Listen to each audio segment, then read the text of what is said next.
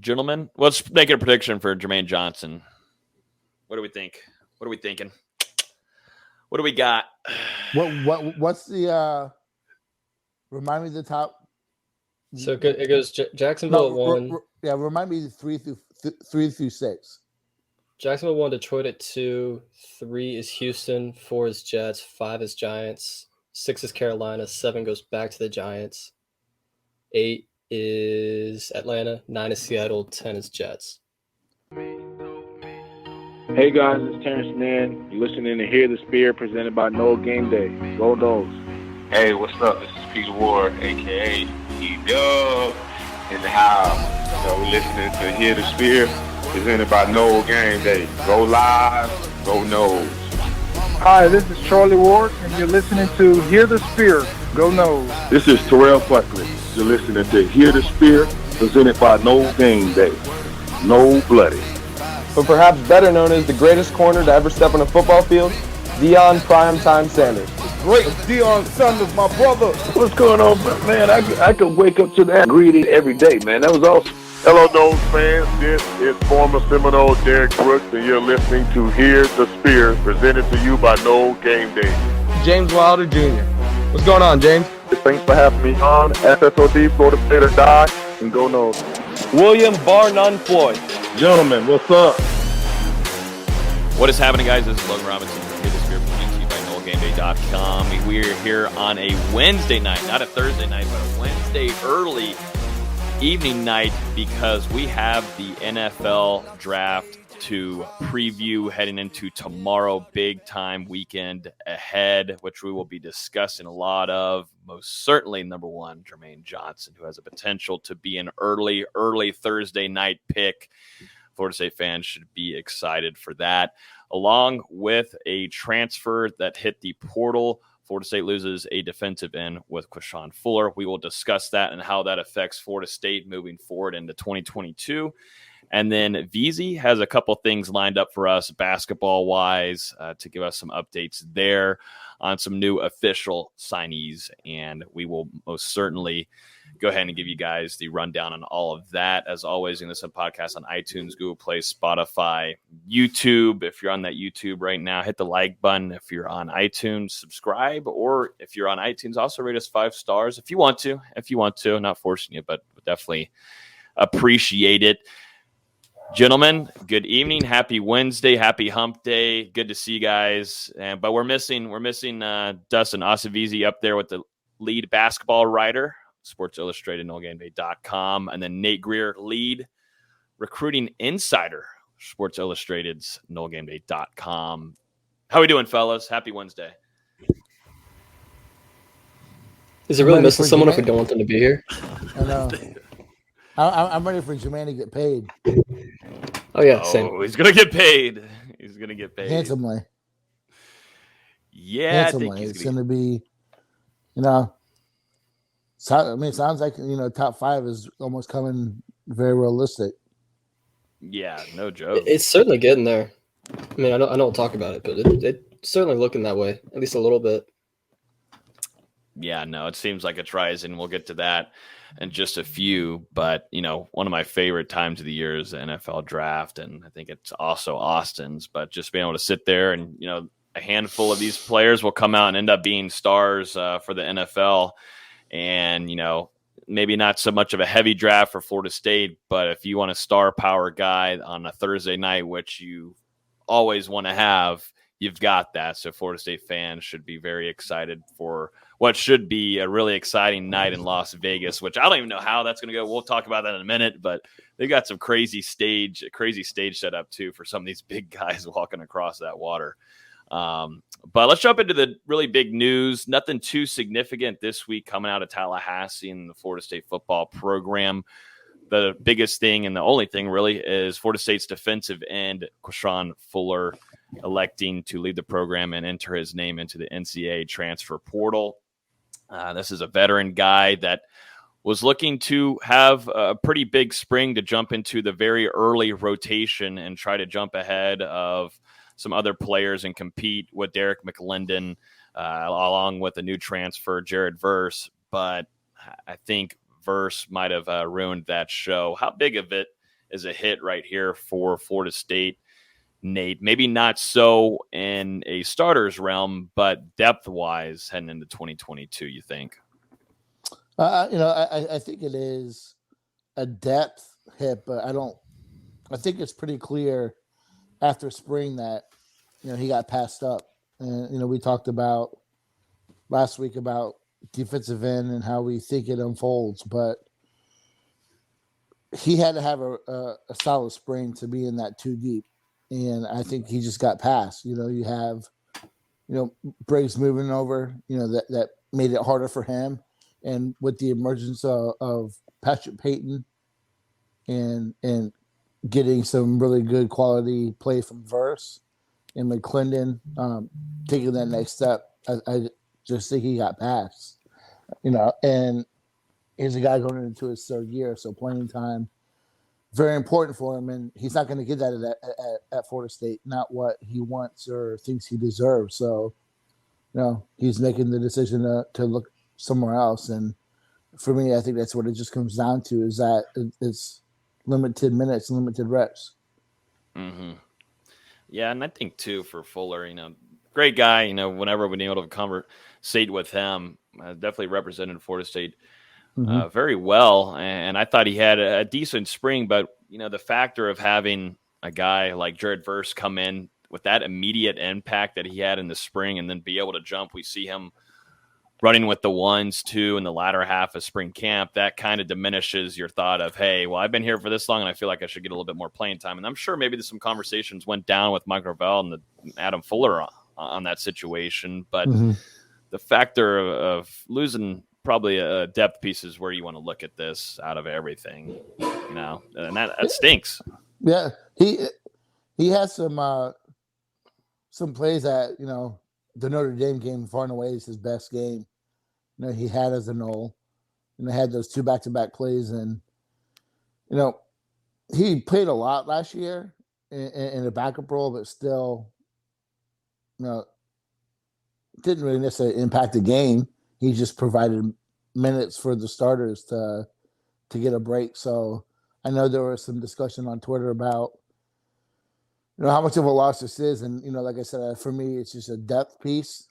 I don't think he's in the 2 deep, and when it comes down to it, they're going to rotate the 4 guys. I think when it comes down to it, so I wish him luck, like you said, Logan.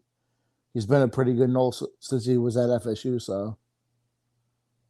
Sometimes it just doesn't work out. Guys develop quicker, or, guys come onto the scene, or it's just a different game now in college football. So, yep. And I was just about to bring this up here, and you put this on one of the guys to watch out for to have a breakthrough spring, Nate, on one of your pieces of Sports Illustrated, NoleGameDay.com. You talked about Pat Payton, young defensive end who put on some significant size, and I was having a good time being able to text you and give you the details while at camp, watching him have some dominant series. And we heard really good things out of one of the scrimmages this spring camp. And if you're looking for a guy, you lose Quashon Fuller, yes, but if you're a fan right now looking for a guy to step up, who's that going to be? My opinion right now, it's number 56, Pat Payton.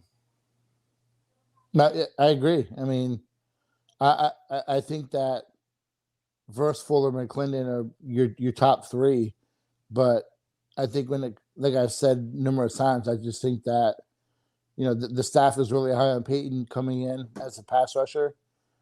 He's gifted. He understands, even though he's not the biggest guy coming in, he understood leverage and how to use his hands. Very fast off the edge, and he's been able to maintain that while putting on 40 pounds. So, it's coming together for this kid, like you want it to. Not every kid is a 6'5", 240-pound high school senior. You got to let these recruits grow into what their frames could be. And this is a guy who, worked his tail off last year. And show some potential in practice, and it's come together for him. Yeah, no, it is. And like I said, Pat Payton, and this is far off, and, we're looking at the future. This doesn't necessarily affect 2022 season, but just in the defensive end room while we're on it, I really like, too, the strides and the start for Dante Anderson. Still has a lot of room to work, most certainly, yes. Technique, putting on more size. But I will say Dante Anderson showed up a lot bigger to spring camp than I thought he would as a true freshman coming in. We don't know fully still yet from FSU side. Full scholarship, half scholarship. Don't really give a damn. Just from what we saw, though, on the field, I saw some really nice reps from Dante Anderson. That's future. This really doesn't affect like how Quashon Fuller would be this upcoming next season.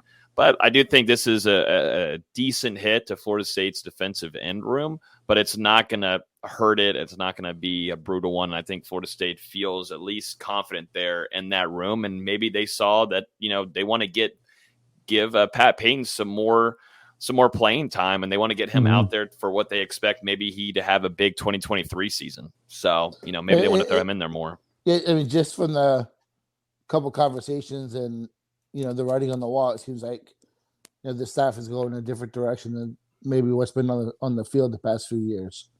So I'm sure they had a conversation, like you said, that came down to playing time, and not going to get it here. So that's just what it is. Yeah. So best of luck to him and Quashon Fuller. He'll get if he's elected to try to go play elsewhere, I think he'll grab a great opportunity. I'm sure he'll get picked up by a really solid school. Yeah, exactly. Let's jump into some NFL draft, gentlemen, because that's mainly why we're here, right, Austin? Second favorite time of the year.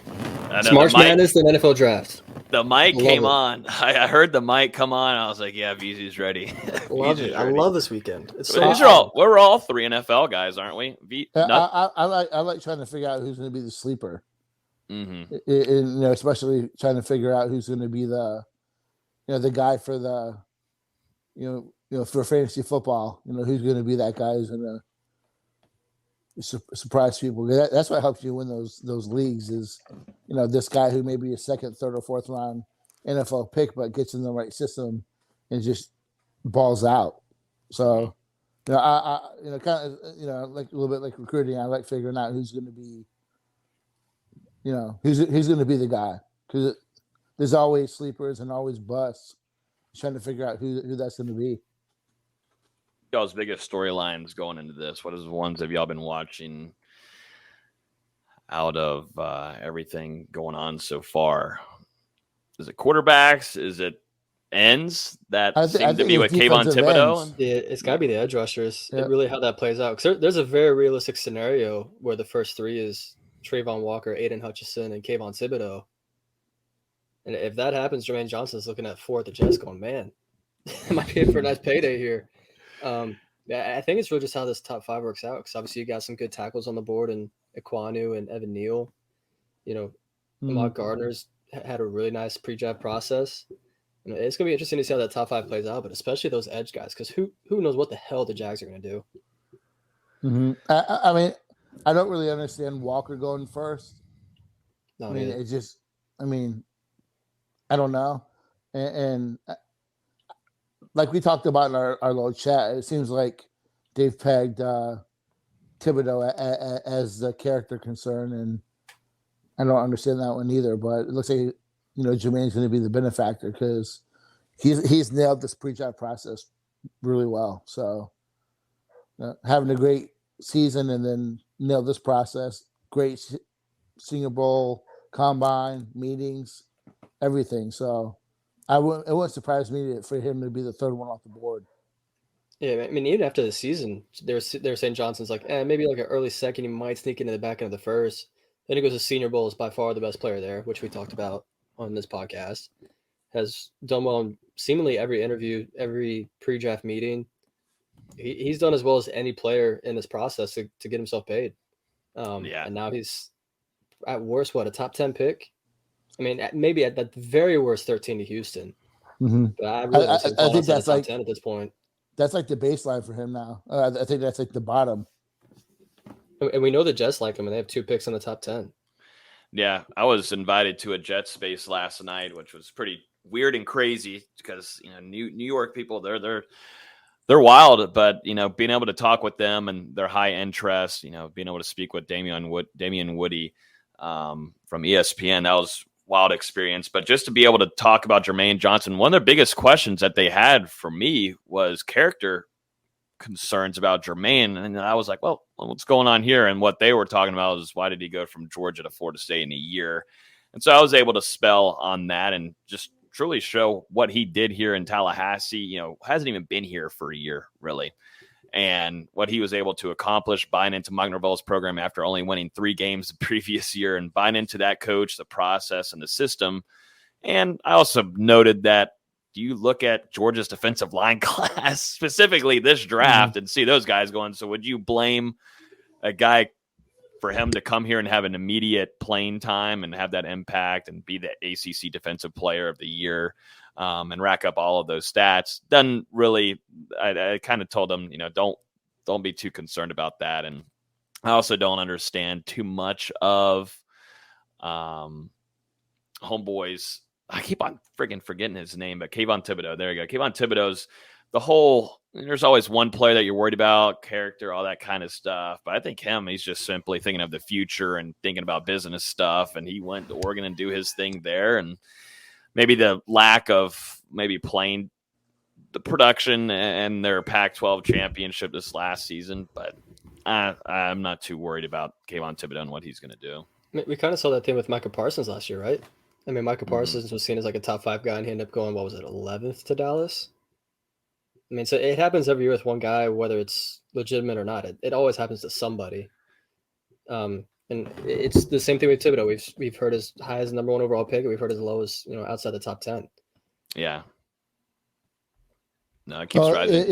Ian Rappaport, was talking, I saw it on Twitter, where coming into the process based off the season, some were saying, late first, at the best mid first round, but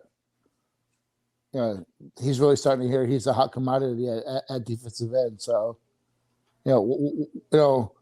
how shocked would you be if he gets taken second behind Walker and he goes before Hutchinson? It's hard to see Hutchinson falling past Detroit. He's Michigan born and raised. Hard to see Hutchinson going past 2. Especially that's a Dan Campbell kind of guy.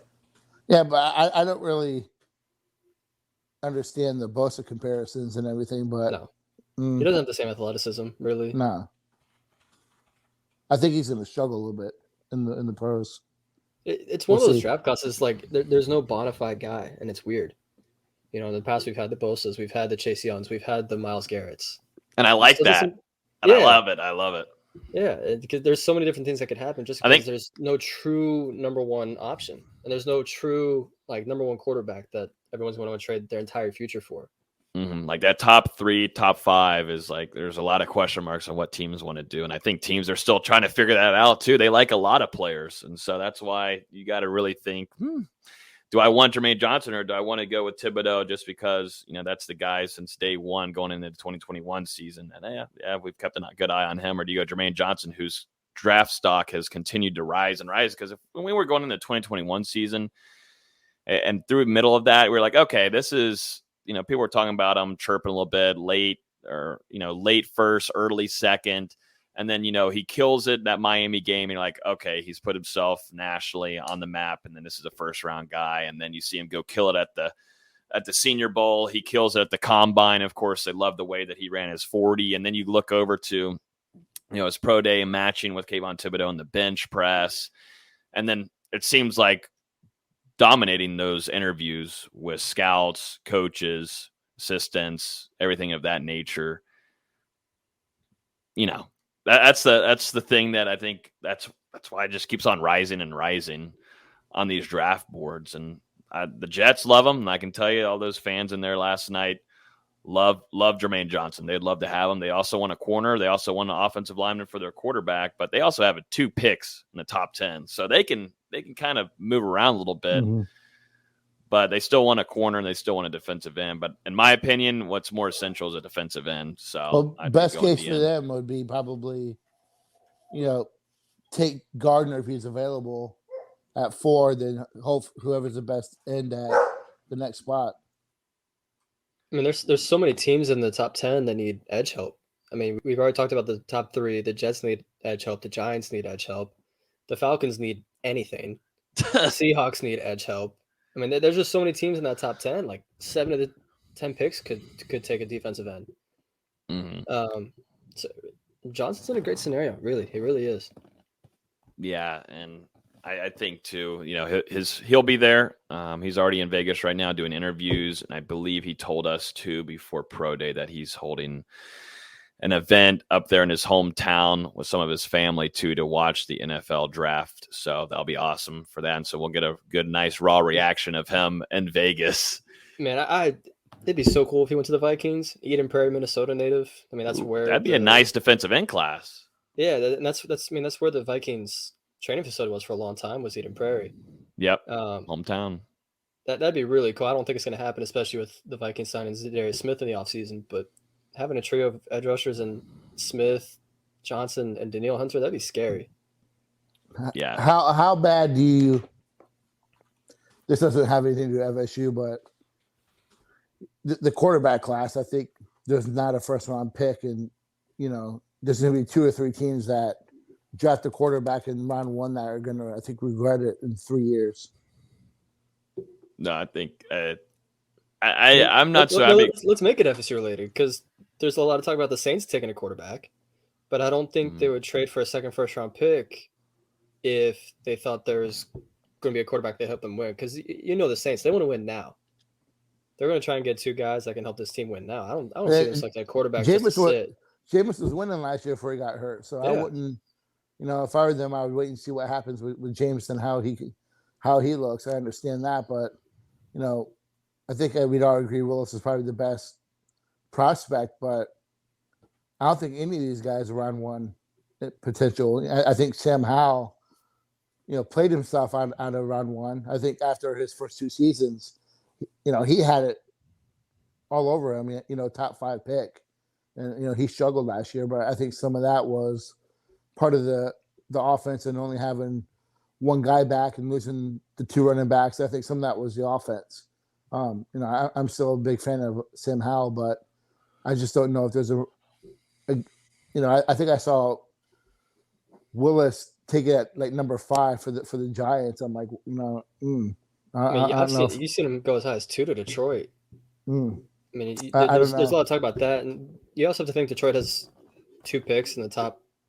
I think in like the 30 to 35 range, they have 2 picks right in that range, so they could package both of those, get in the top 20, and go up and take them.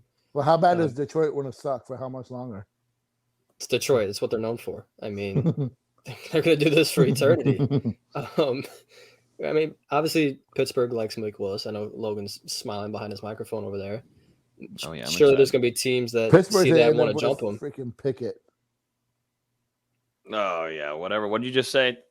Well, I'm getting Malik Willis, so I'm not getting Kenny Pickett. Get me off of that. It seems like Pickett's falling, because I've seen a lot of like mid-second round for him lately. Which there's a lot of talk at one point where he was going to Carolina at number 6. Like, this quarterback class is all over the place. You didn't even mention Desmond Ridder, who it seems like he's getting a lot of buzz this last week or 2 leading up to the draft, and I don't get that one at all. Yeah, Carson Strong had a lot of hype at one point, but I think he's now like late day 2 guy. Yeah, it seems like Ridder has dropped or jumped maybe Pickett into that second position. I think so. I think it's Willis and Ridder, and then you can make that argument for third between, Matt Corral, Sam Howell, and Kenny Pickett for that third one. I'd stay away from Matt Corral, in my opinion. Would too. Yeah, I would too. Just the injuries, and you talk about character. He's a little bit of a turd, and I wouldn't go as far as Johnny Manziel, but he's very Baker Mayfield-ish. Yeah. Now this quarter. That's the thing. It's like it's going to be entertaining. Like, I know that the big talk, whatever, is that there isn't like prize thing, like prize fire. This is not like a class full of just monsters everywhere. But I think there's definitely talented players, most certainly. But this is what's going to make it really interesting, because these teams are in desperate needs of a lot of things, and there's going to be a ton. I think it's going to be full of trades. And I know my Steelers, I don't think Willis is going to last all the way down to 20. I just don't see that really happening. Yeah, I think they're going to have to make a move. Or I think they're going to have to make them. I think it could be us. We could do it again for not like, we got our running back. We trade up to get Najee last year. Let's do it again. This is not a guy that's going to play year 1. No, but there's a lot that's the thing. There's a high ceiling with Malik Willis. There's a lot of things to still work with on him. Or is there a scenario where like a team like let's say a team like Atlanta, they need so many things. Let's say they trade back to like the 15-16 range, and then Malik Willis is sitting there going, well, we kind of suck anyways. Let's just take him now. Or the Panthers. Yeah, the Panthers. That's what I'm worried about. Or the Seahawks. Yeah, I'm worried about the Panthers. I think they're gonna have to make a move. I think the Steelers and Giants are gonna have to talk and figure something out. I just don't know. I don't know. Who do you have as wide receiver number as the top? I think Williams. This is the best Jameson in a while. It's a deep draft. I don't know if it's as good as last year's group. I thought last year's wide receiver class was really strong. Even the year before with when you had Justin Jefferson and those guys. Mm-hmm. It's a fun group between Garrett Wilson and Jameson Williams. I know Drake London gets a lot of love. I don't know how great he's going to be in the next level. Just because we've seen more route runners be great in the NFL now instead of those big physical go up and get him receivers. I think Chris Olave's really slept on right now. I know Traylon Burks from Arkansas is getting a lot of love. There's some really good receivers. I think Olave is more of a one-trick pony. He's a deep route. Doesn't really block too much. Some of the Saints would love to have. The Saints would love to have him for Jameis. I think if Jameis same with Jameis. If Jameson didn't hurt his knee, I think he'd be a surefire top 10 pick. I think he'd be. He's definitely top wide receiver in my opinion. If he wasn't hurt, absolutely. I would put, a guy I'm watching is George Pickens. Before his injury, I wouldn't be surprised the team, take him in the second or third round. The guy I really like is Jahan Dotson from Penn State. Just his catch rate is insane for someone his size. Mm-hmm. I think if he goes to a team like the Chiefs, I just can't support anyone from Penn State. I feel that. But Dotson was a lot of fun to watch. Mm-hmm. Yeah, no, he's surefire guy that can grab the ball. You don't have to worry too much about that. I want to get to this. I've had this comment up here for a minute though, and this is from Antoine saying, is the draft hype really real on Akeem Dent? And we're talking about 2023 here. I saw he was projected first round next year by one site. That might have been us. We put the report out on it, but we didn't project that. I think he can have a big season, says Antoine. And so we put out a piece yesterday, which we were kind of, we were just always looking for content. And out of nowhere, one of our writers, Charleston, found a piece from WalterFootball.com projecting for the 2023 NFL mock draft Akeem Dent, Florida State defensive back, to be a first-round pick. Says Bill Belichick loves his versatile defensive backs. He'll need one with Devin McCourtney nearing retirement. Akeem Dent improved as this past season progressed. He can come play cornerback and safety. He's projecting him to be a number 14 overall pick for the 2023 class. And you're kind of forgetting Jamie Robinson here, too, if you're talking about a Florida State defensive back. But well, I think Dent is, played pretty solid as a freshman, battled the injuries in year 2, took a major leap in year 3, in my opinion, found his home at safety. I think as long as he stays healthy, I think he's going to really have a great shot for, at minimum, an all-conference type season. Looked great in the spring. He's a good athlete. He's someone that could go to a combine and do really well. If he could put more good tape out there. I don't know about 14. That seems a little high. But, I was just about to say, safeties don't have much value these days. It goes running backs and then safeties as far as the least value positions right now. Maybe linebackers, but it's tough to see him go top 20. As great of a season as he might have, that's just hard to believe, really. But him being able to slide over the corner, I think would help him.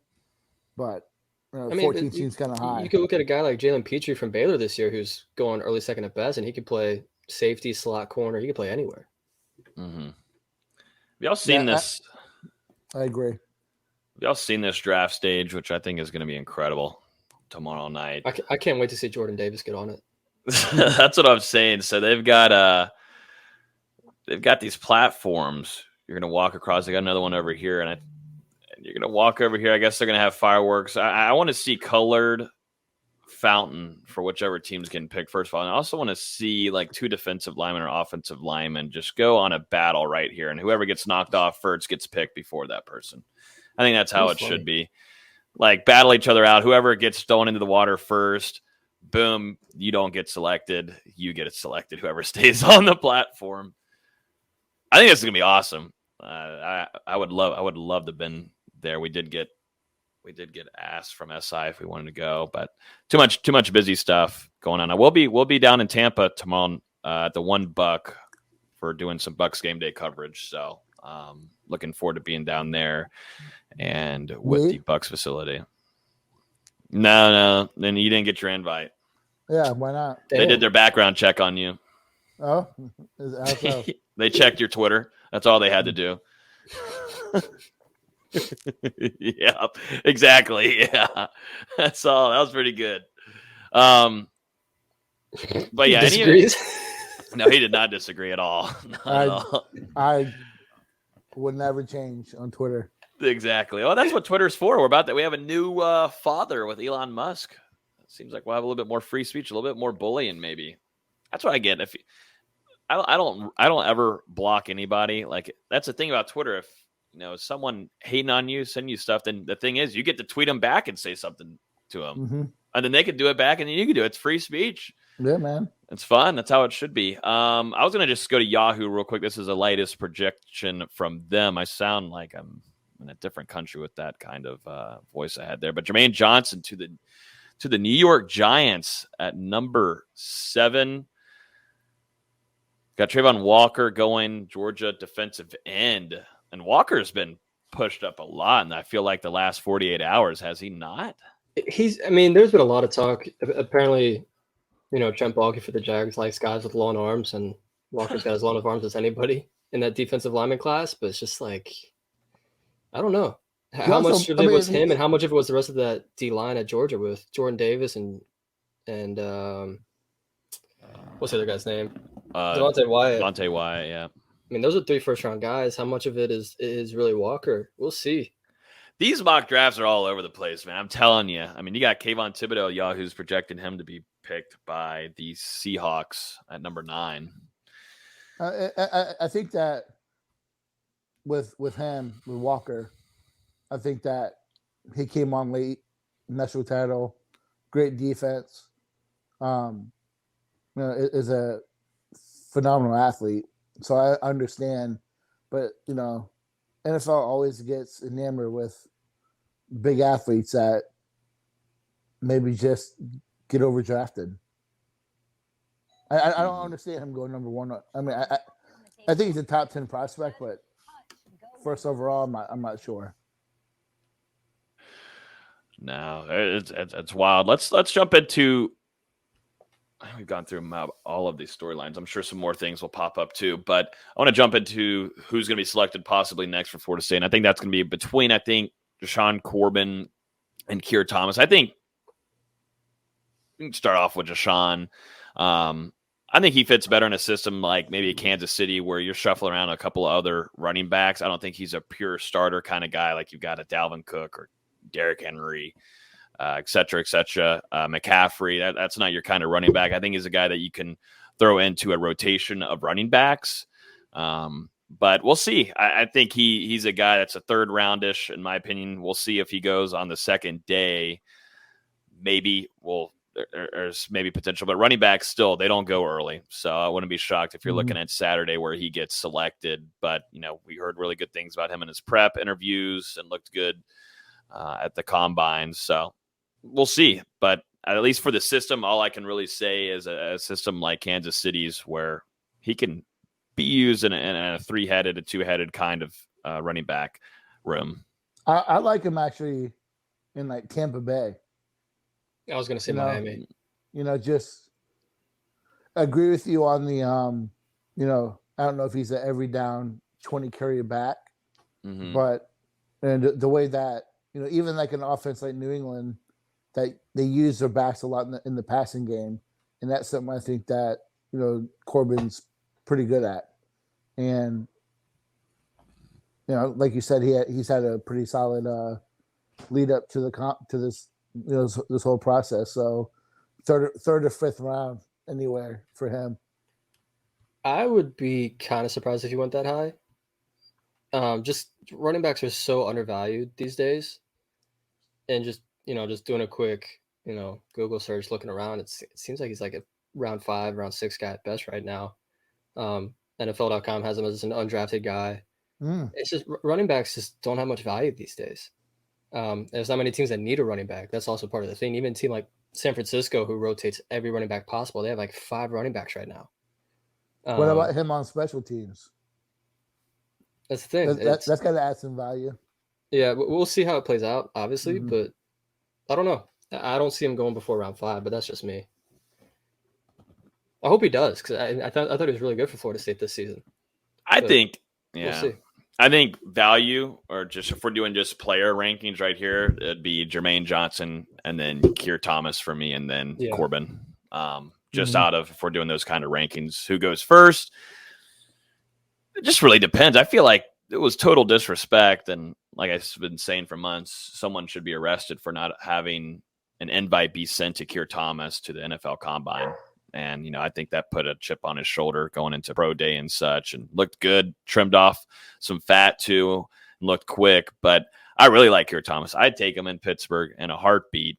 It's just, you saw what Jermaine Johnson did, and, that was a highlight guy. But if you look at it, we talked about him every other week, if not every week, for getting awards from ACC of being the ACC Defensive Player of the Week. He had 2 Defensive Lineman of the Week awards.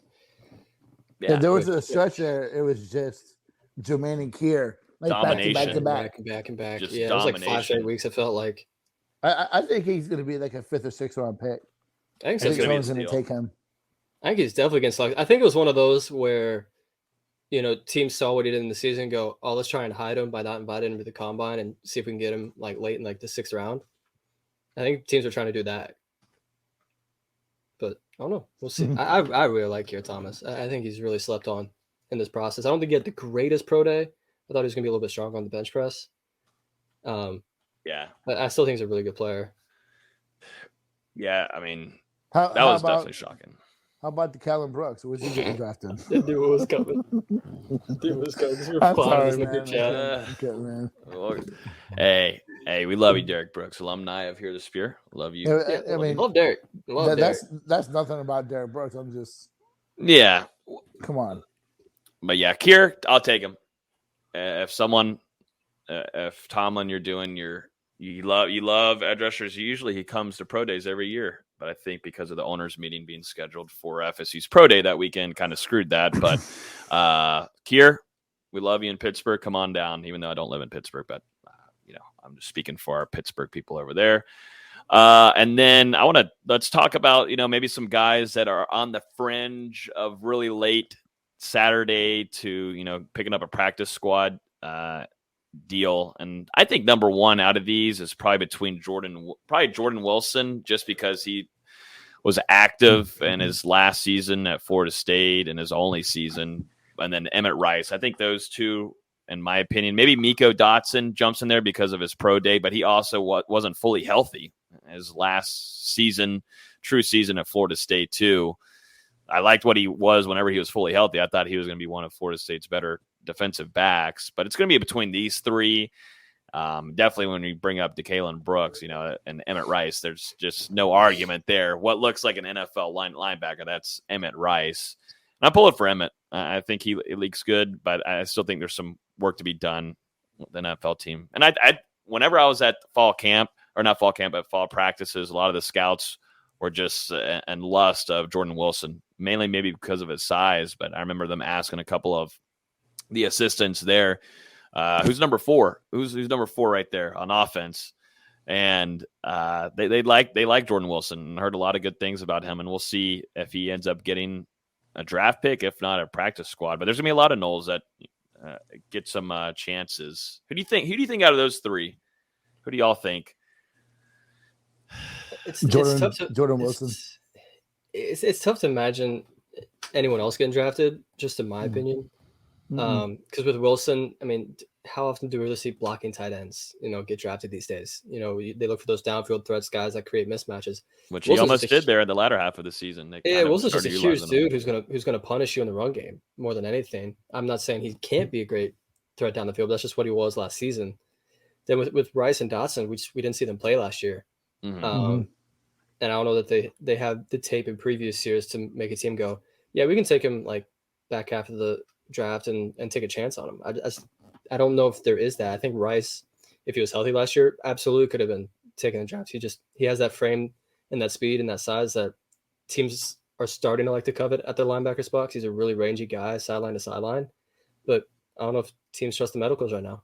Man, I feel so bad for Emmett because I feel like after 2 years ago, after that, during that UF game, God, if he wasn't hurt, man, I think he was contemplating just going ahead and entering his name into the NFL draft. And I just hate that, injuries just hurt him so badly. But he told us he feels 100%, but I feel like he was already headed towards that NFL. If he would have finished off the season like he did and was a tackling machine in that Florida game, I think he would have just gone and entered the NFL draft. Yeah, I agree with Austin. I don't think they have enough tape really to be considered a pick wise, but I can understand the undrafted free agent route. Yeah, for sure. Especially a guy like Dotson, who I don't think he was ever fully healthy in his 2 years of Florida State. But he had a really good pro day. I think he's absolutely worth at least a camp invite. Yeah, no, I think a lot of these guys will. It wouldn't surprise me if Rice is healthy, if he made it like a practice squad. I mean, he's a talented linebacker, like you said. I mean, that wouldn't surprise me for him to get signed as undrafted and head into the fall on some team's practice squad. Yeah, but I think that pretty much headlines Florida State's room. Not a big one. Next year's should be pretty fun to talk about if you're looking ahead at 2023 with Fabian Lovett, Robert Cooper, Tate Widowmaker, Jamie Robinson, King Dent. But yeah, Jamie, obviously, Akeem Dent says it seems like Bill Belichick's going after Akeem Dent. Who else? You're already looking at. Is there potential for Trayshawn? If he has a good season, but it depends on the rotation, in my opinion. Yeah. With Benson maybe Cam coming McDonald in. if he finally has production, because he has the size. Yeah, he's got if the McDonald size. can put the production to the size, I think he might get a look. Tatum Bethune. Yeah. He has a good season. I'm missing somebody, and I feel like I'm a complete idiot. Well, wasn't who was being looked at an offensive line that was being projected? Robert Scott. Was that Robert Scott? Yeah, but he's got to be healthy. And we got to see an actual full season. Yeah, he needs a full season of tape for any team to look at him. Really, you think Dylan Givens gets a shot? Maybe as a late round guy. If he ends up being FSU's best lineman potentially. Kim McDonald. Yeah, that's what I was saying with McDonald. If he can find the production for that size. I think Ontario Wilson's going to make it on a team somewhere. The thing with Florida State is it's another thing. They need production. The receivers need production. There hasn't been a single guy the last 2 years have more than 400 receiving yards. 450. Come on, 450. Okay. My point. Like, could a guy explode like a Johnny Wilson or a Micah Pittman? I think that you'll have a better passing offense. We've already kind of talked about it. That would be later, though, I guess. Yeah. Yeah. At least, but as noted, though, there's definitely at least 5 guys that we think that will be drafted, which is a whole different story from projecting there's 2, still plenty of maybe offseason 3. Still plenty of offseason for them to go out and get another transfer if they wanted to. Yeah. Offensive tackle, just throwing it out there, it wouldn't be a bad idea. But yeah, these two right here, down here, like Mendoza saying, Robert Cooper and Fabian will headline a lot of that along with Jamie. But those are two NFL products that are currently on Florida State's defensive line. Yeah, I was about to say Derek McClendon. I think that'd be one to watch. If he has a season that some of us think he can have. Dennis Briggs, I think he'll get a look. Maybe Jarrett Jackson. Maybe Jarrett. Maybe JJ. Mm. I'm excited for JJ in 2022. You'd have to I am start excited for season. him. I thought he had a really, really good spring. What about Amari Gaynor? No, I don't think drafted. It depends how they utilize him this year because we've yet to see him. He's just one of those hybrids again. Yeah, we've yet to see him solidify a role. If he can figure out what it is, and if the staff can figure out what he is, and he plays well in that role, then maybe. But he's been here however long, and has yet to do the same thing, and not even year to year, but game to game. But he also fits that profile of a guy that gets invited to a combine and blows it up. Yeah, and blows it up. We all know how he's a gifted athlete. It is what it is. But I think that he's just a little bit of a tweener. I really like him as a pass rusher, man. I really do. I maybe because that's what we saw a lot of him as a freshman, and he made an impact. But I don't know. I think if he gets a shot, I think he's a guy who would make the most out of it. Because athletes always figure out a way to make it. You may not have the experience on the field, but these guys get into a camp and they just make it. It's weird, Mm-hmm. Anything else from the NFL draft, gentlemen? Let's make a prediction for Jermaine Johnson. What do we think? What are we thinking? What do we got? What's the remind me of the top? So it goes Jacksonville at 1. Remind me 3 through 6. Jacksonville 1, Detroit at 2, 3 is Houston, 4 is Jets, 5 is Giants, 6 is Carolina, 7 goes back to the Giants, 8 is Atlanta, 9 is Seattle, 10 is Jets. I'm going to go the Jets. I'm going to go the Jets straight up to 3 to get them. Ooh. Because I know Houston has liked him too. It just seems like the Jets are kicking the tires pretty hard on Jermaine, and I think they go up one spot just to make sure they can get him. To me, it depends on how the tackles shake out. Because if Iquanu and Evan Neal come off the board early, I think Carolina may take like a guy like Charles Cross at 6.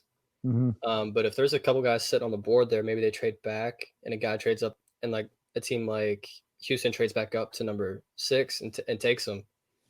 For now, I'll say 8 to Atlanta. No put some respect on that guy's name, man. Yeah, I'll say 8 to Atlanta for now. Maybe 9 to Seattle. But I don't see him falling past there really at this point. Where are you going, Logan? I think he's going Texans. I do think at number 3. I think he's going to go number 3. I think he's going to stay in that top 5 range. I just don't know.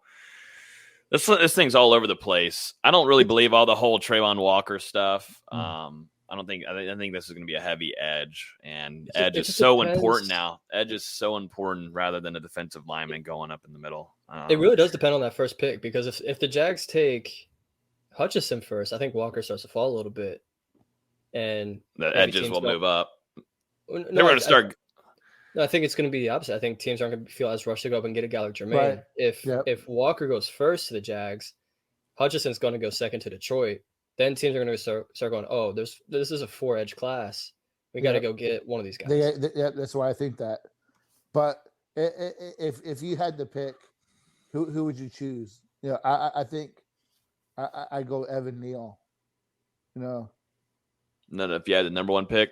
The Jags just signed Cam Robinson today to a long-term contract. So I don't know. I'm not saying if it was my team, like if you're just starting a new team, you're taking first overall. Yeah, I would probably take Neal out of talent. A team, Neal or the kid from NC State, Iquanu. Who will go first, Jermaine or him? Who we saw during the Senior Bowl absolutely dominated, along with the game that they played the last season. Jermaine flat dominated him Yeah, Yeah, both things. You just said it in the game and at the Senior Bowl. So, Jermaine, going third overall. Oh, you're going with me? Okay, perfect. I said it before you. Yeah, he said someone's going to trade up to 3 and take him. I said the Jets are going to move up one pick to get him. I'm going to say Aquanu goes 5 to the Giants, and then Jermaine's a couple picks after that. Okay. But why would the Giants? I don't know. The Giants need offensive line. They need it desperately. Yeah, they do, but it just seems like they've also just given up on Daniel Jones. So why not just take the best player? Period. Well, it's also the Giants that we're talking about. So yeah, it's true. Might be onto something. Might be onto something there. That's true. I can make that same argument for a lot of teams there. Make that same argument for the Jets. I just don't want Jermaine in the Jets, man. I don't like the Jets. I think they're only a few players away. I think the Jets are only a few players away from making a playoff run. From what we saw last season, I think they've got what they need. They just need a wide receiver. Who are they going to beat in that division? Who are they going to beat? No. Let's look at their schedule. Not only that division, but that conference. Yeah, Miami's gone full bore. The whole damn AFC's gone nutty. It's going 80s arms race. Yeah, yes. The AFC West is going to have 7 playoff teams. I mean, it's going to be ridiculous. Like, let's do their opponent. Honestly, there's going to be 3 playoff teams out of the AFC West. There may even be. I mean, there's a chance. Yeah, all 4 of them. All 4. Yeah, there's a chance. It really could be.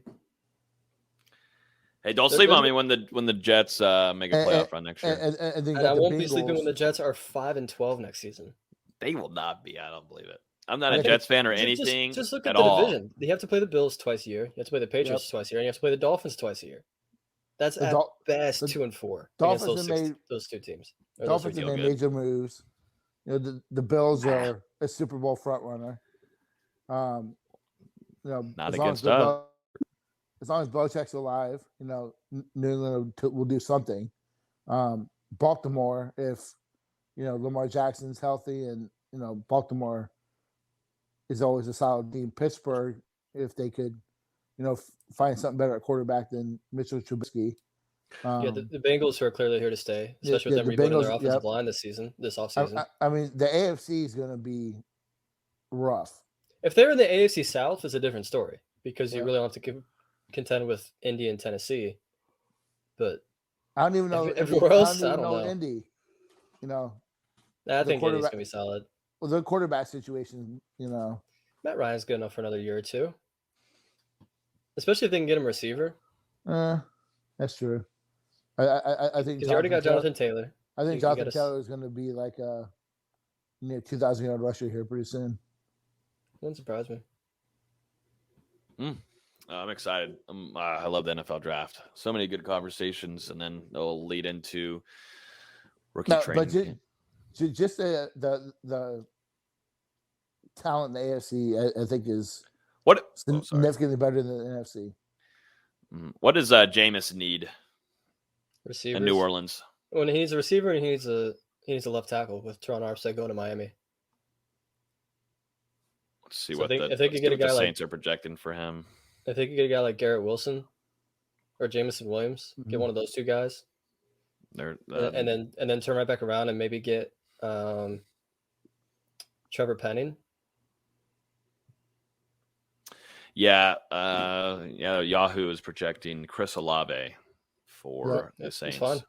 So they need someone that's not Marquez Callaway as their best receiver.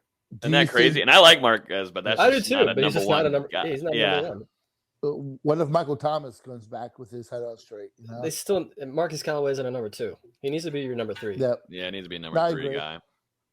But do you think that Alvin Kamara's days are over as a number 1 back? I don't think so. Not for me. Too young. I don't believe so. And if Jameis was, if they could actually have a wide receiver room, that would open up a little bit more rest for Alvin, in my and opinion. they don't but have to I use think, him as their best receiver like they did last year. Yeah, I Do think they things have a will tight open up. end? Isn't it? What's his name? Look, Jared Cook? Yeah. No. he was Isn't somewhere a veteran, else last year, right? wasn't he? He's their. Hold on, I'm looking. Fine, you got to be our fast researcher, Austin. I'm on their website right now. So right now on roster, it's Adam Troutman. That's who it is. Their tight end roster right now is Jermaine Johnson, Adam Troutman, and then a whole bunch of guys you never heard of. I don't know, man. Why am I thinking Jared? I mean, they had Jared Cook, a little while Yeah, ago. they had him. Yeah. I'm on drugs again. No, Again. Yeah. I want to see Jameis. I wish we could have seen him last year, a full year under Sean Payton, because they were making the playoffs. Yeah, but also screw Sean Payton. I'm very happy he's retired. Yeah, you can go eat a bag. Still has me blocked on Twitter, asshole. And look who you're starting now, buddy. In Pittsburgh, I told you to start a year and a half ago, clown ball. Let's try to do some basketball and wrap this thing up. There's definitely some. We'll have full coverage. Trust me. Yeah, we'll have full coverage of the NFL draft starting tomorrow, all throughout the day, all the way through probably early next week. So make sure you stay tuned to NoleGameDay.com for all of that, and we'll have a podcast next Thursday at 8:30. VZ, we've got basketball stuff going left and right, breaking news stuff happening. Where do you want to start off with? Where do you want to start? Start with Butler, because that's what everyone's going to want to talk about. Yeah. The declaration deadline Sunday night passed with kind of like a whimper, like no one really heard anything. And then last night the NBA released their entire, let me get the right number, 283 person list of everyone that has put their name into the NBA draft. And both Malik Osborne and John Butler were on the list. I'm expecting both to retain eligibility, but just from what we've heard today, it seems like Butler's kind of leaning towards staying in the draft. Obviously, he has, I think it's 2 months before he has to sign anything. I think the deadline's like July 19th. Because he's one of those guys where he's got such a tantalizing skill set at 7'1", on a good day, 200 pounds, that can shoot the three, block shots, defend really 4 positions, can defend all 90 feet of the court or 94 feet of the court. It's a really, really intriguing skill set. It's just there's no production to back it up. I mean, he averaged less than 6 points per game last year, just a few rebounds. But at the same time, he shot 39% from three at that size. That's something a lot of teams are going to look at and go, this could be interesting. But I don't know. I really do not know. He's one of those guys, I think when he signed, everyone's going to be like, oh, he's going to be like a 3 to 4 year guy. And by year 4, he's going to be a beast in Tallahassee. And for him to potentially leave after 1, I don't know how I feel about it. We'll see how this draft process goes. Just from the people I've been talking to, that are in that circle, they want him to come back another year, want to see him, produce a little bit more. At the same time, you could also look at it and go, he struggled with injuries for most of conference play, especially once he hit the heart of it in February. He was dealing with an ankle injury. And you can look at a guy like Chet Holmgren, who's pretty similar body type, pretty similar skill set. Obviously, Holmgren has more production, more history as a guy that's been a blue chip prospect, more hype, obviously, but similar skill sets. I'm not saying they're the same, but Butler can be seen and go, if he can be a top 5 pick, why can't he at least get drafted? I don't know. I really don't know how to feel about it. We'll see how these next few weeks work out. I don't know if Holmgren and Butler could be put on like this. Not saying you were saying that, but I think Holmgren's. No, I'm not saying they're the same caliber player. It's just you can make the argument that's what he's seen. Granted, I'm not that high on Holmgren. I talked a little bit about it in the Discord. I'm not that high on Holmgren. I don't even have him in my top 5, which is probably a really hot take. It's just, I don't know. We'll see how these next couple weeks play out. And obviously with Malik Osborne, I think he just strictly just hasn't decided yet. Just might as well put your name in. And obviously when 283 guys put their name in, not all 283 guys are going to stay in. There's going to be guys that drop out and go back to college or go back overseas or wherever. So still plenty of time for it to play out. Obviously, people hear, oh, he declared for the draft. He's gone. It doesn't work that way anymore. It's been this way for like 5 or 6 years now. As noted on the article earlier, too, which I'm glad that you noted on. That's why we won't dive into being up. So what happens? John Butler's gone. What do you do now? What that? I mean, that'll be a later conversation. They've been preparing for it with bringing in Jalen Gainey, who could play, the 4 and the 5 for Florida State this year.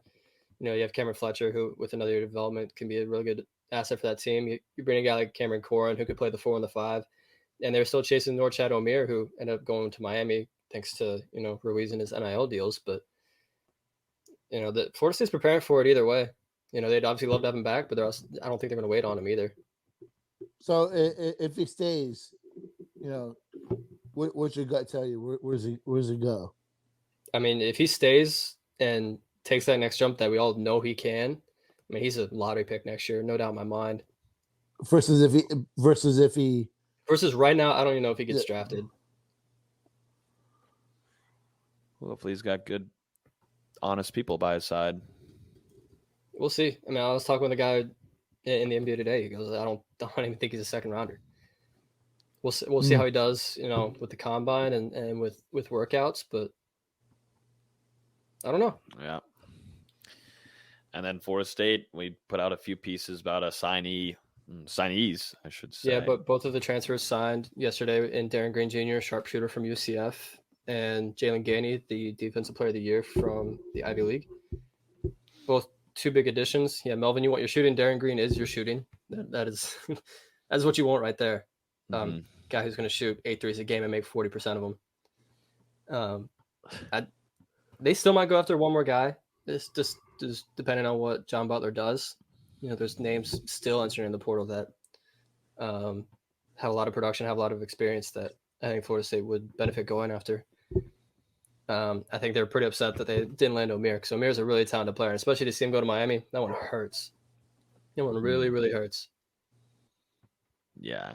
This is going to be a whole new team coming in, I feel like, next year. There's only like 5 returning players, maybe 4. Is that just... It's just now. It's just how, because you're not really used to that too much with Florida State's, Leonard Hamilton's teams. But now I think you're starting to see, now the transfer portal will get introduced now, and it's finally hitting the basketball program with Leonard Hamilton. I think that's going to be we saw it last year, but it's going to take a little while to get used to, I feel like, for him. Don't you think? That's just not how it usually works, I feel like, for him and his system. And I think it's also one of those where we're seeing it in football too, where kids don't have a lot of patience anymore, and they just want to play. Or in a Florida State's kind of case, they don't want to be just one of 10 guys; they want to be the guy. But doesn't you think too? I mean, you look at guys coming off the bench and being stars like Pat Williams, Scotty Barnes. Even you got to think that too has got to help in recruiting, right? For sure, but not everyone's built the same. Some players don't have that mentality.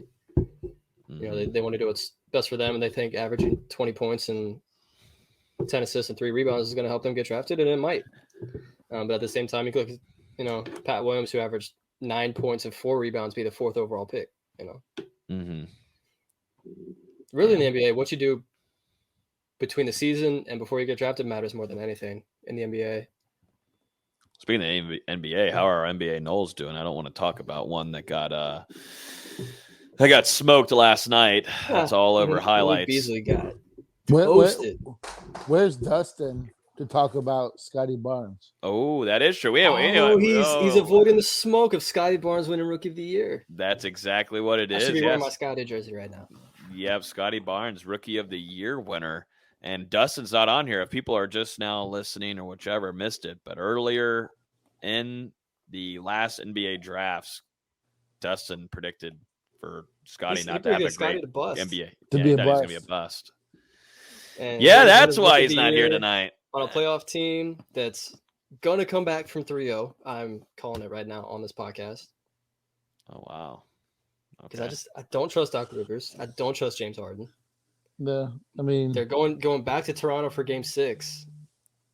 Yeah, it doesn't. Shut up. I know you're listening. You can text the group chat all you want. Yeah, he's trying, huh? He's trying.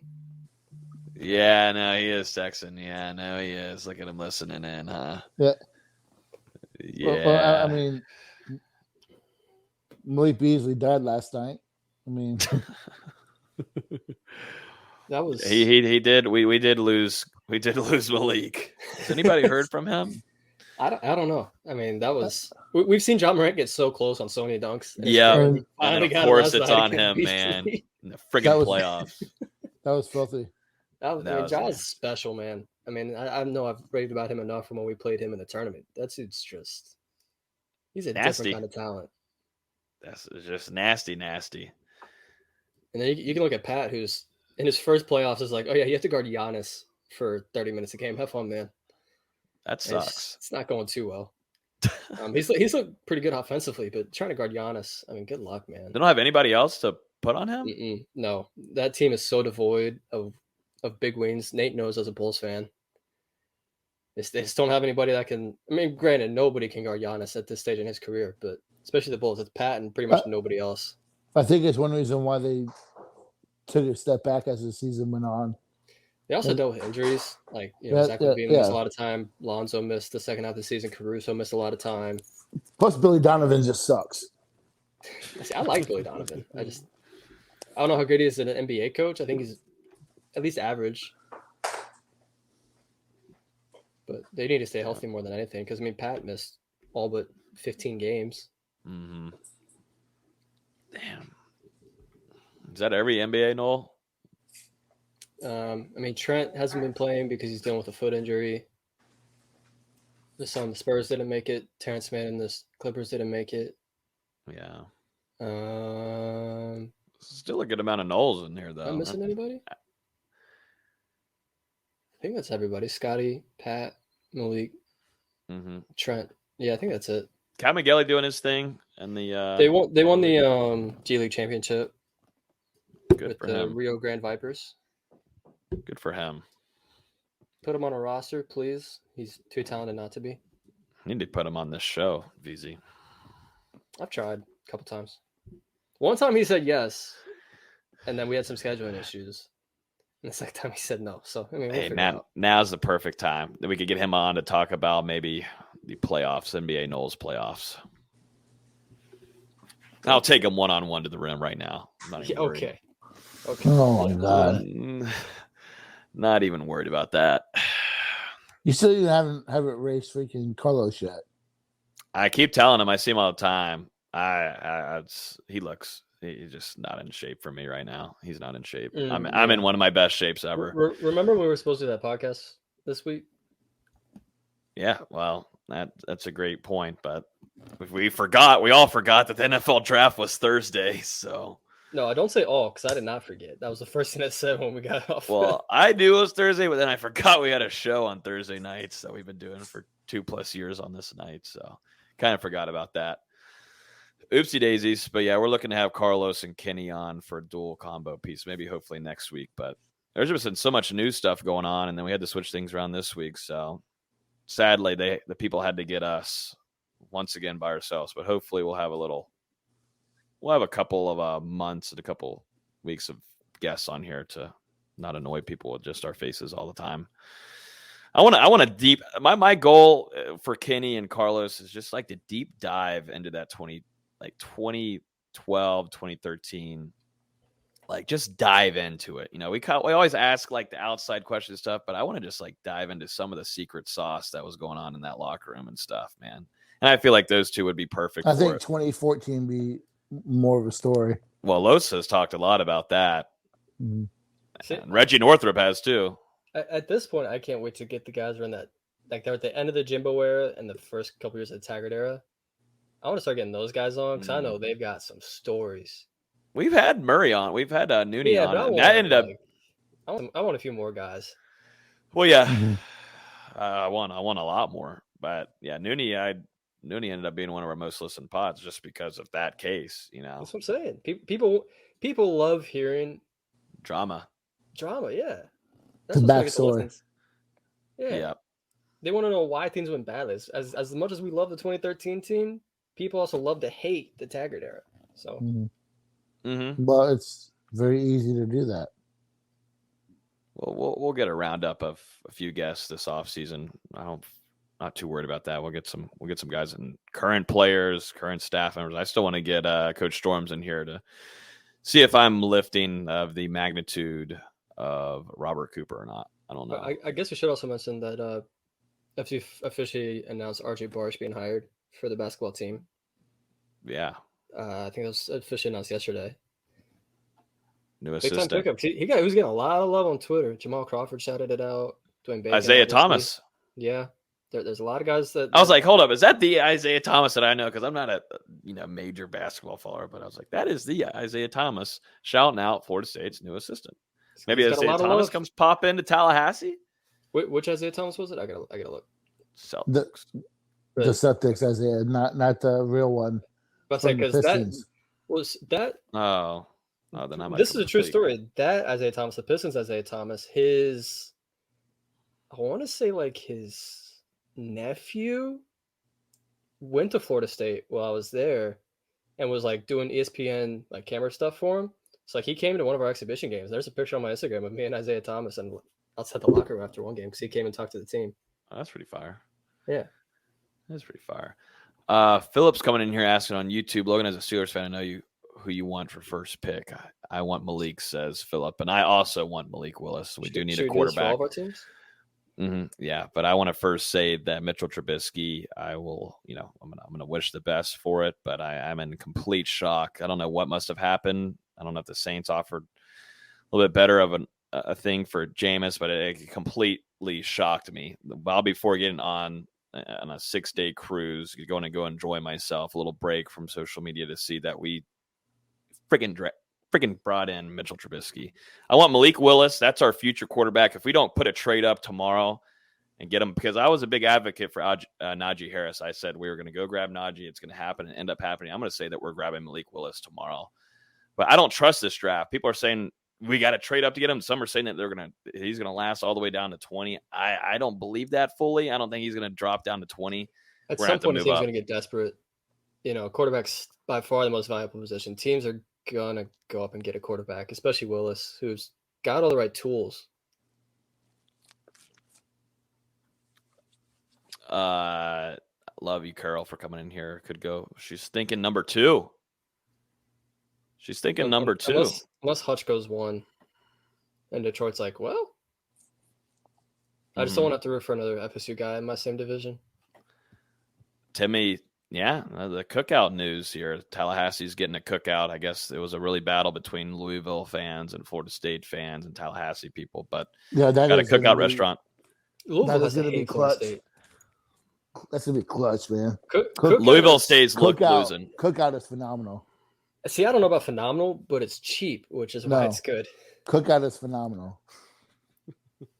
Okay. You got to remember, Whataburger is one of Nate's most favorite prized possession places to go eat. Which I'm not. There's no knock on Whataburger. My name is not Dustin. Dustin is 4 weeks off of fast food, by the way. I wouldn't call it a favorite. It's good. It's like a B tier. Yeah. Because when you come on the price with the food, it's it makes it worth it. That's why you see me eating it, because I can get it for $6 on my way home. I can eat during the podcast. What saved my cookout tray was the cheese bites. Getting the cheese bites was a game changer. Now you're getting me hungry now. Let's keep it up. I want to get more hungry. What's your pick going to be, Nate, for the Bears? Who do you want? Y'all need a new quarterback, right? Well, they don't have a pick until like the 3rd round, right? Yeah, they don't have I'm joking. They don't have a pick in the first 2 rounds. Yeah. So who do you want in the 3rd round? The best wide receiver available. The best wide receiver or the best tackle. Because whether or not Justin Fields is the quarterback of that team. The Bears are another team like the Falcons. They just need anything. They just need something there. They just need talent. They got a little bit of juice on defense. I mean, but you trade away Khalil Mack. Akeem Hicks is gone. Well, you have Roquan Smith, but you trade away Khalil Mack because they understand cut Eddie Goldman. They're a couple years away. I mean, they're more than a couple years away. Get what you can out of Khalil Mack. Get some, get something to build on. Get some picks. Get something. So, I just think that within 4 years, Fields will have that team as a playoff team. I need my new quarterback. This is one of the best quarterbacks ever in NFL history. If definitely top three. Who? Oh, that's been Roethlisberger. I don't know if you can't see it or not on your tiny phone, but we'll be replacing him with Malik Willis. It's going to take a long while for him to get going. I don't think anybody will live up to Big Ben's legacy, not only in Pittsburgh but the NFL alone. What he did for this nation. But Malik Willis is going to be my new quarterback. The females are definitely safer. The females of Pittsburgh are definitely the defenses that he faced. The defenses, the defenses he faced. Yeah, not last year. Last year, teams were happy to play the Steelers when Ben was playing. No. That noodle arm. No. The females are definitely feeling more safe. Now it's time to get out of here. But hope everybody enjoys the NFL draft starting tomorrow night prime time. We will see if Jermaine Johnson, this would be potentially a top 5 pick, which the last time that happened was Jalen Ramsey and turned out pretty the friggin' Jaguars. He turned out pretty good. Yeah, I think Jalen did pretty good. Usually Florida State defenders do pretty well. Mm-hmm. Even, you saw Derwin James drop, but you saw how idiotic that was. That was just awful. That was idiotic. That shows you how devalued safeties are nowadays, that Derwin went 17th. Isn't that crazy? And Dalvin, I don't even want to talk about Dalvin. Don't even get me started. But Dalvin's a running back. But on the flip side, look at him. How much on the flip side, Derwin goes out and has an all-pro rookie season, and then gets hurt for 2 straight years. And then the Cardinals go and take Simmons. They overdraft for him, thinking that they took him at 9. I think it was 8 or 9. So thinking that he could be another Derwin. So Derwin may have been undervalued, but I think he also flipped the switch on that. Mm-hmm. Derwin's the best safety in the game. I mean, but we're also seeing that with Kyle Hamilton this year, where, for a long time he's a top 5 prospect. Now it's not even sure he's going to go top 15. Yeah, I saw one where he dropped to 14. I saw one today where he dropped to 20 or 21. Jeez. Sorry. Well, It's because he went out and ran like a 4.8. Yeah, it was like a 4.62 or something. I don't know that interception he had against FSU where he came across from the other sideline. Oh, it was phenomenal. Was one of the best plays I've ever seen. And you could see it happening live. As soon as he saw it, man, I don't give a shit what he runs on the 40. This guy got to that other sideline very quickly. Mm-hmm. Well, you can tell that we do like the NFL draft here, so we did spend a good amount of time on it. Yeah, we love the NFL draft. We'll have full coverage for you guys starting tomorrow. Make sure you guys stay tuned to that. We'll be recording next Thursday at 8:30. That's our usual time. I know it's a little weird this week, but we'll be back into the rotation in about 8 days from now. We'll see if Jermaine Johnson gets top 5. We'll see. Going to be a fun night for FSU fans, nonetheless, to be watching the 2022 NFL draft. Everybody enjoy the weekend. Hit the subscribe button. Hit the like button. Appreciate everybody listening in to us this evening. We'll talk to you guys next week. Peace.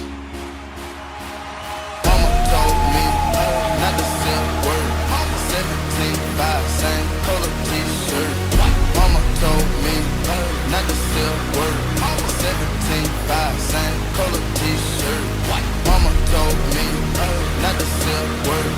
17.5, same color t-shirt. Mama told me not to sell word. 17.5, same color.